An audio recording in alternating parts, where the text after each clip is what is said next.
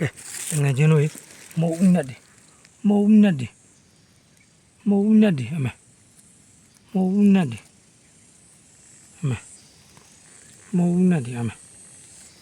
အမေမုံနဲ့ဒီဝမ်းသာနေရလောတဲ့တချင်းတော်တွေ့လောတဲ့တမြုံတွေ့ပြီးတချင်းတွေ့ပြီးငယ်ချင်းတို့ဝမ်းသာနေဟိုင်တမန်ကင်းတို့ခြေထောက်တွေကိုညောင်းနေကဲဒီဘက်ရှာကြည့်လိုက်ပါဦး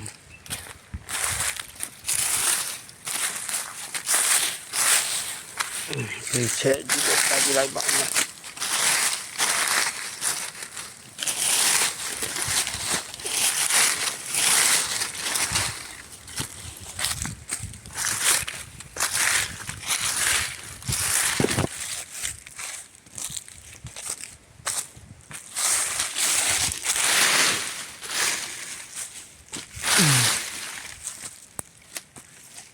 ကဲတော့